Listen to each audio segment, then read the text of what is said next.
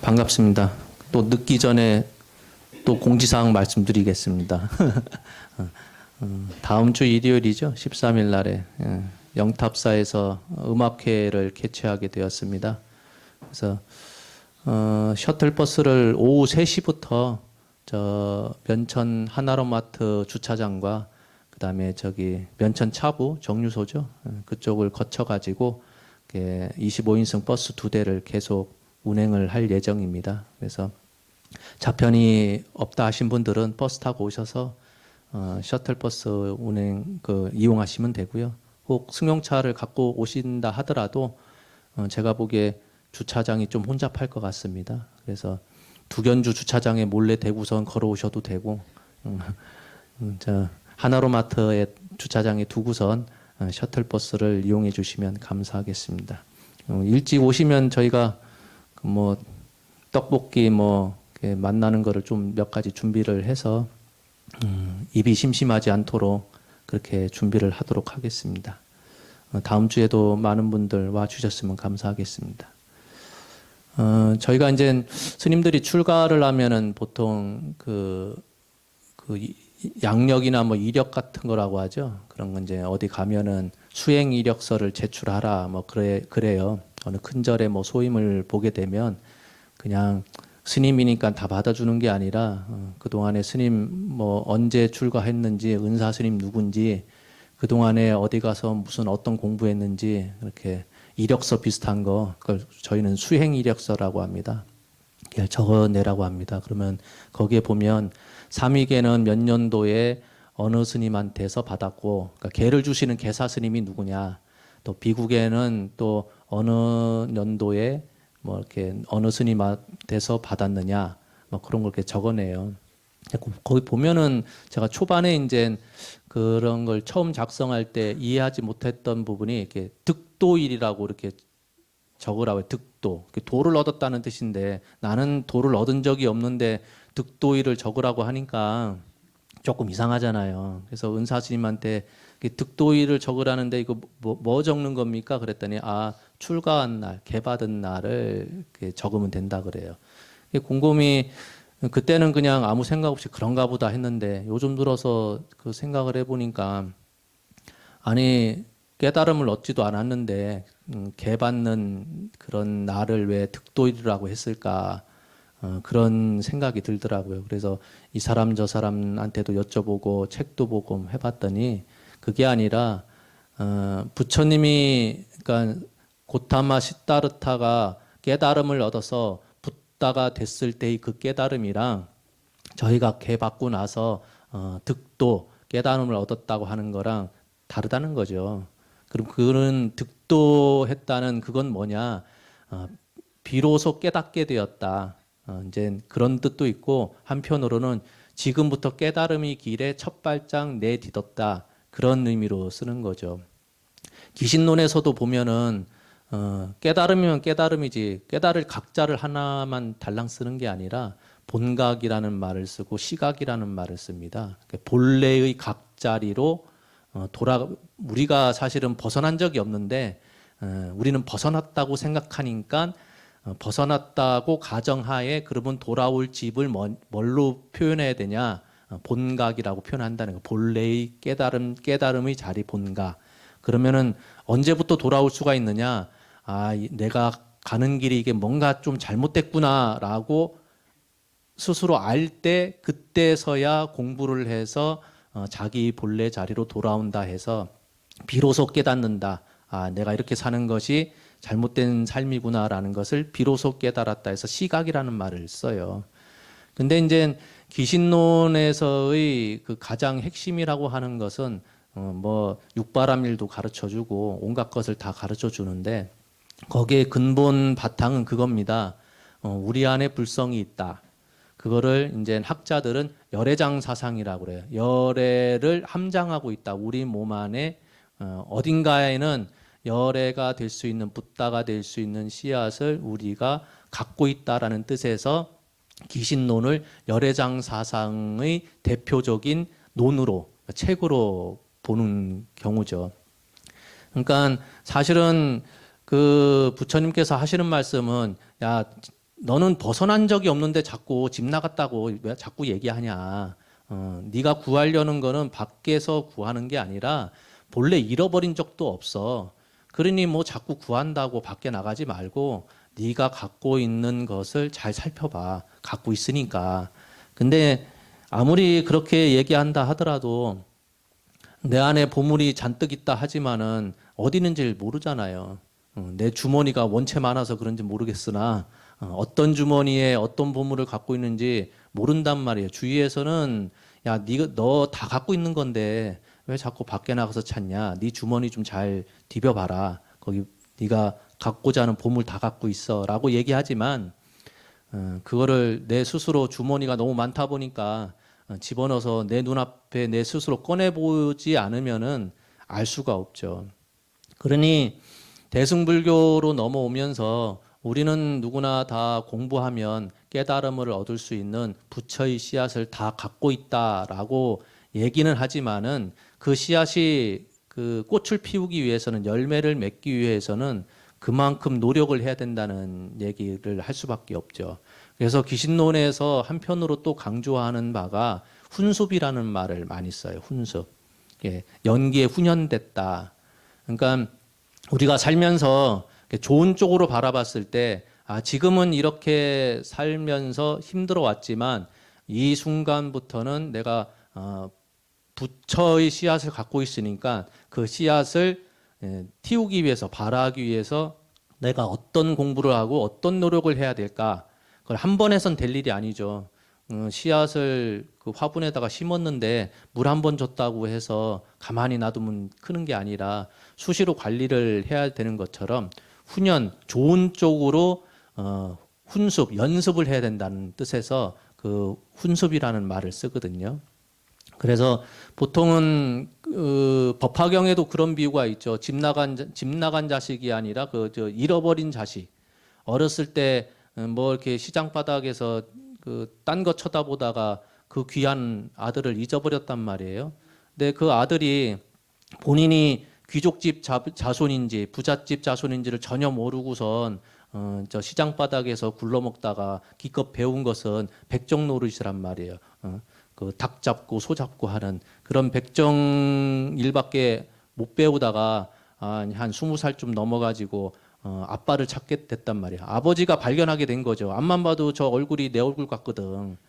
그래서 보니까 그 몸 안에 있는 특징을 막 보니까 이게 어렸을 때 잃어버렸던 내 아들이란 말이에요.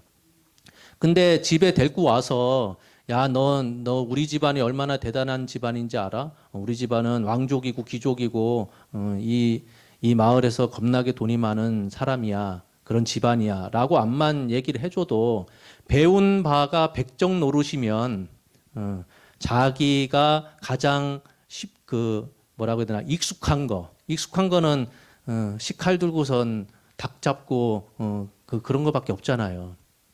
그러니 그 옛날에는 언제 뭐 저 비단 신발을 신어 봤겠습니까? 옷이라고 해야 제대로 된 옷을 한번 입어본 적이 없고. 그러니 그 사람, 그러니까 아버지가 발견해서 야, 내 아들이라고 공표는 했지만 하는 행동 자체는 여전히 백정 노릇이잖아요. 누가 묻습니다. 그러면 이 사람은 말대로 그 아버지가 귀한 집안에 아주 훌륭하신 분인데 그 아들은 그럼 귀족 집안의 자식이냐 아니냐. 어떤 분들은 그래요. 행동거지가 백정인데 무슨 귀족입니까? 행동거지가 배운 게 없는데 저 사람을 왕족이라고 얘기할 것도 없고 그 귀족이라고 얘기할 것도 없지 않습니까? 라고 얘기하는데 그건 아니죠. 왕족이니 귀족이니 하는 핏줄은 피가 섞여 있으면은 나는 그 아버지가 데리고 와서 너는 내 아들이야 하는 순간에 그 아이는 귀족이에요. 그쵸?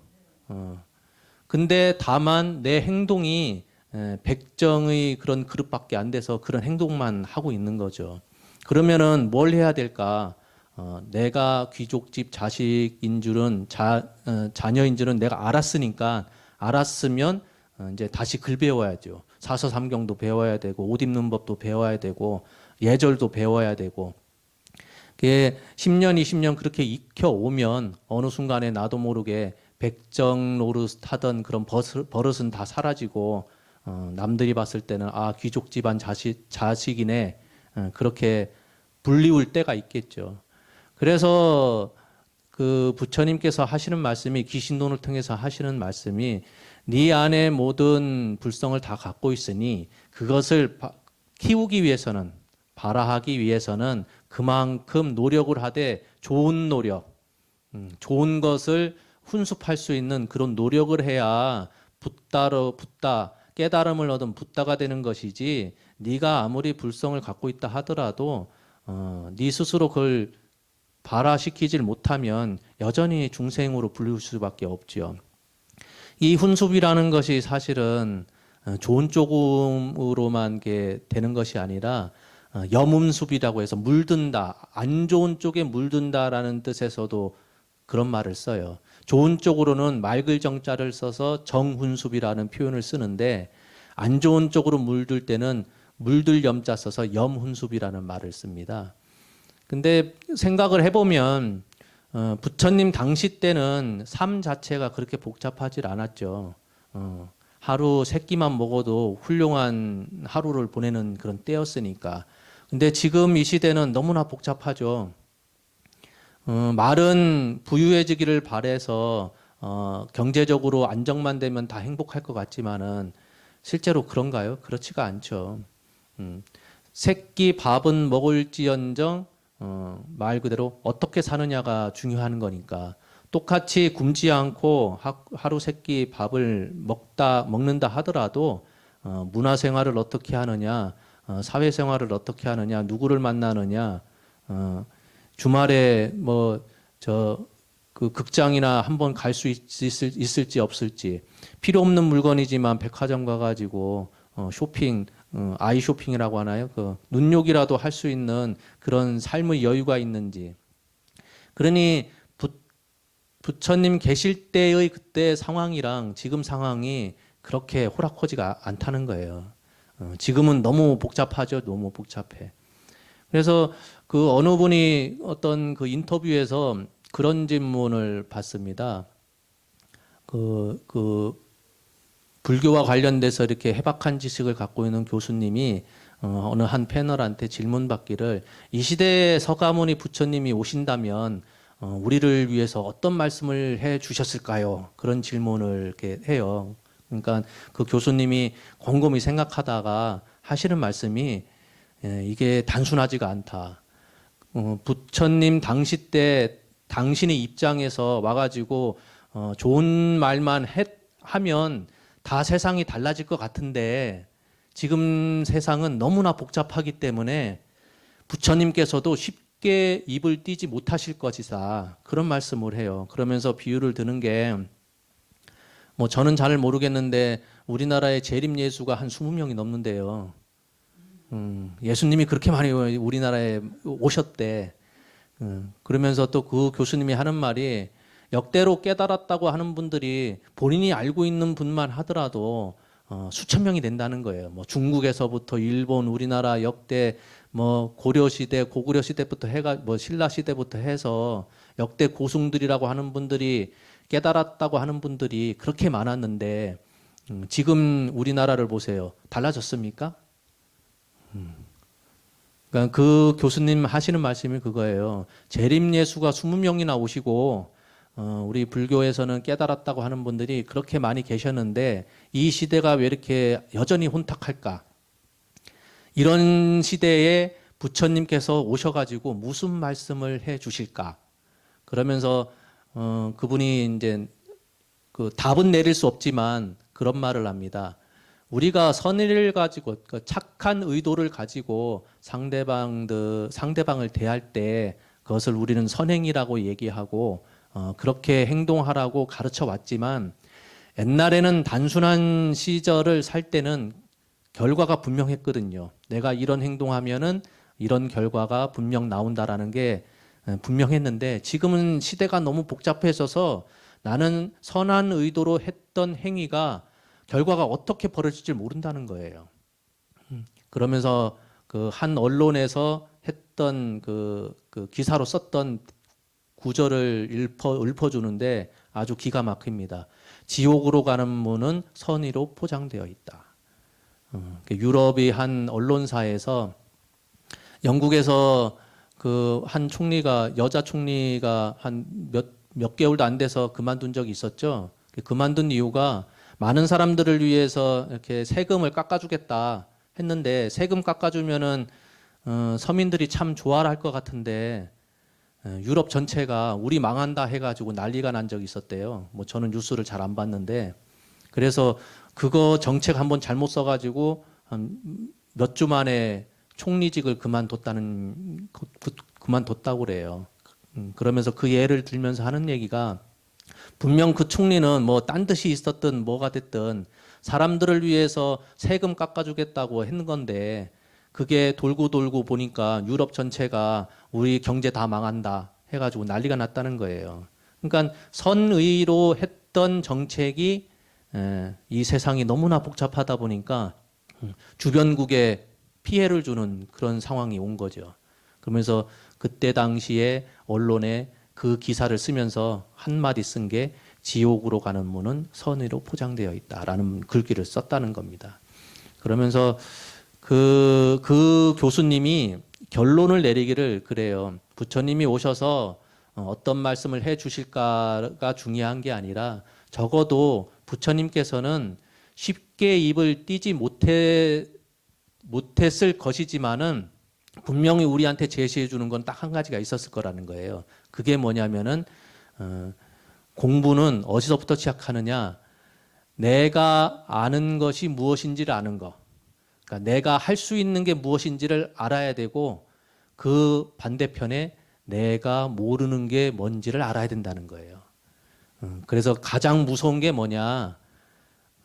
우리 십중대계 가운데 대망어라고 있습니다. 대망어. 거짓말 치는 건데, 우리 그냥 말 그대로 사람들한테 그냥 밥 먹어놓고 밥 안 먹었다 그런 거짓말 치는 게 아니라, 깨닫지 못한 사람이 본인이 깨달았다고 얘기하는 거. 그걸 대망하라고 그래요. 그거는 사람을 죽인 그런 형벌과 똑같은 취급을 받습니다. 그게 왜 무서우냐? 말 그대로 본인이 거짓말 치고 있는 것이 아니라, 본인이 깨달았다고 착각하고선 나 깨달았으니까 내 말 들어 하는 그 순간에 세상이 더 엉망이 돼 버린다는 거예요. 우리는 그런 사람들 역대로 많았었죠. 불교뿐만이 아니라 온갖 종교에서 사입이라고 하는 사람들이 겁나게 많았습니다. 근데 그 사람들은 보면은 우리가 보기에는 저 사기꾼처럼 보이지만, 그 사람 스스로는 본인이 재림 예수였고 본인이 깨달음을 얻은 어떤 대단한 사람으로 아마 착각하고 있었을 거예요. 근데 그런 사람들이 왜 나오느냐? 본인 스스로가 뭘 모르는지를 모르기 때문에. 그러니 뭐 참선을 해야 된다, 기도를 해야 된다, 정근을 해야 된다, 경전을 많이 읽어야 된다 하지만, 우리가 밑바탕에 항상 갖고 있어야 되는 게 뭐냐? 내가 진짜 알고 있는 게 무엇일까? 그러면서 내가 진짜 모르고 있는 게 무엇일까? 그것을 잘 살펴봐야 된다는 거죠. 부처님께서는 당신이 살아생전에 가르쳤던 그 공부법의 큰 틀은 딱 두 가지밖에 없죠. 내가 하는 이야기를 잘 듣고 좀 이해를 좀 해봐. 그 다음에 또 한 가지는 우리는 이제 그 선이라고 하죠. 참선. 그 삼매에 들기 위해서 선정을 닦아야 되는데, 야, 선정이라는 것을 니네들 한번 해봐. 그런 큰 틀에서 그 두 가지를 많이 말씀하셨어요. 온갖 법문 자리에서 당신이 그렇게 이야기를 했던 거는, 내가 하는 이야기를 니네들이 좀 이해를 좀 해봐. 이해하면 다 알아서 공부할 테니까. 이해를 못할 것 같으면 내가 알려주는 선정, 선에 들어가는 방법을 한번 행해봐. 그러면은 내가 체험했던 깨달음의 길로 갈 수 있을 거야 라는 걸 알려주셨죠. 근데 생각을 해보면 우리는 지금도 많은 신도분들한테 기도 열심히 하세요 그런 말 많이 하잖아요. 근데 어떤 분이 그래요. 또 질문하기를, 부처님 당시에는 당신을 바라보면서 절하고 기도하고 소원 빌고 하는 거를 부처님께서 하라고 했을까요? 그런 질문을 하시는 분들이 있어요. 했을까요? 부처님 당시에는 아마 부처님께서 야, 나를 경배해. 나를 위해서 내 앞에서 1080배 해, 3000배 해. 그런 거를 시키진 않았을 것 같아요. 그렇죠? 근데 왜 우리는 절에 와가지고 부처님 형상을 한 이런 그 불상 앞에서 절하고 기도하고 할까요? 부처님 당시 때도 분명히 부처님 앞에서 절하고 소원 빌고 하는 분들이 분명 있었을 거예요. 당신이 그거 하면 좋아라고 권하진 않았을지언정 아마 그 부처님 얼굴 한번 보고 나면은 저 동네 가가지고 자랑질 하는 사람들 많지 않겠습니까? 우리 무슨 연예인들 얼굴 보면은 누구 봤다 해가지고 자랑하듯이. 그거 기억나세요? 옛날에 저도 옛날 사람은 아닌데 나이가 젊긴 한데 제 기억에 그 드라마 갓난이라고 들어보셨어요? 그, 그, 그 아역 배우 여자애가 그 대전에 그 서부종합시장이라는 그 조그만한 건물을 완공하는 날에 그러니까 개원하는 날에 그 갓난이 그 주인공 여자아이가 왔었어요. 그러니 그 대전 바닥에 연예인 한번 뜨기가 얼마나 힘듭니까? 그 엄청난 그 드라마가 인기가 많았으니까. 그래서 거기 사람들이 막 겁나게 많이 모였어요. 모여가지고 그 여자애 한번 이렇게 머리라도 한번 쓰다듬어 주려고.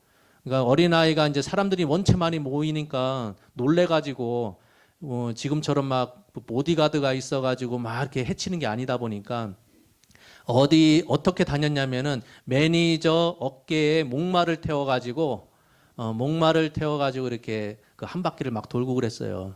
우리는 얼굴 한번 본 거에서 이제 그치지 않고 어린 애들이니까 애들이 애들을 좋아하니까 신발 뺏어서 도망가고 그 머리카락 땡겨가지고 머리카락 뽑고 그래서 몇 날 며칠 그 신발 뺏은 아이는 학교 가가지고 자랑질하고 그 갓난이가 신었던 신발이라고 해서 그 얼굴 봤다 하면서 자랑질하고 부처님 당시 때도 분명 그랬을 것 같아요. 부처님이 어느 날에는 어느 마을에 오신다 그러면 당신의 근사한 말씀 한번 듣는 것도 좋겠지만은 부처님 얼굴 한번 뵀다. 부처님한테 한번 절했다. 그래서 우리가 공부의 큰 틀에서는 전에도 말씀드렸다시피 믿음과 이해와 그다음에 실천을 하면 당연히 깨달음이라고 하는 증득이라고 하는 것은 그 다가온다라는 말을 했어요. 그거를 신해행증이라고 그랬습니다. 그래서 믿음이 생기기 위해서는 우리가 기도를 할 수밖에 없는 거예요. 말은 그래요. 아유, 기도 안 해도 부처님 말씀이 훌륭하신지 저 다 압니다. 믿습니다. 그거는 말로만 하는 것뿐이지 내가 진짜 부처님 말씀을 믿고 부처님을 따른다고 하는 것을 증거로 보일 수 있는 방법이 뭐가 있겠습니까? 아무것도 없어요. 내가 아무리 제 말이 100% 맞습니다. 부처님을 아주 전적으로 믿습니다라고 아무리 외쳐봐야 주위 사람들은 전혀 몰라요. 믿음이 모든 수행의 기본 바탕인데 믿음이 생기기 위해서는 우리가 기도를 하는 거예요. 기도를. 그러니 부처님께서는 당신한테 그렇게 절하고 숭배하고 하라 하지 않았지만은 그렇게 하는 사람들을 말리지 않으셨을 것 같아요. 왜냐? 적어도 나 좋다고 따라다니는 사람한테 내가 뭐라도 한마디 해주면 알아먹을 수가 있는데 나 싫다고 돌덩이 던지고 침 뱉고 하는 사람들 앉혀놓고서 야, 내 말 좀 들어봐 그러면 그 사람들이 부처님 말씀 듣겠습니까? 적어도 나를 연예인처럼 따라다니는 그런 사람들이 있어야 그런 사람들한테 그래도 야, 이제 좀 앉아가지고 내 얘기 좀 차분히 좀 들어봐줘. 그러면 그래도 눈 똘망똘망하니 앉아가지고 받아들일 수가 있지. 싫다고 침 뱉고 돌 던지고 욕하는 사람들 억지로 앉혀 놓을 수가 없잖아요.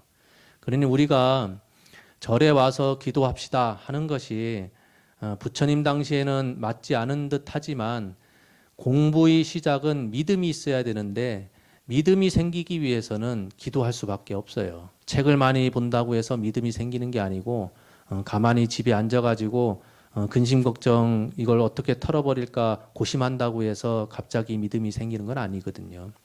그러니 절에 오셔가지고 뭐 어떤 기도가 되든 상관이 없습니다.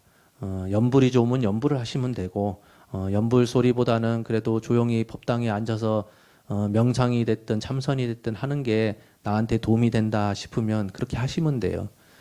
책 보는 게 부처님 가르침, 경전 보는 것이 참 나한테는 신선하고 좋다 하면 그렇게 읽으시면 되거든요. 근데 이제 다른 사람들 이야기 듣고선 야 이런 거 다 거짓부렁인 것 같아. 그러면 아무것도 할 게 없습니다. 가만히 집에 있는다고 해서 그 감나무에 감이 뚝 떨어지는 건 아니거든요. 적어도 감나무 밑에서 기다려야지 떨어질 때까지 기다리든지 간에 감나무를 찾아야 될 거 아닙니까? 찾았으면은 때가 돼서 익을 때까지 기다려야죠. 기다리는 법이 바로 기도를 하는 법이에요. 오늘 뭐 그 구구절절 이상한 길로 가면서 이야기를 했습니다.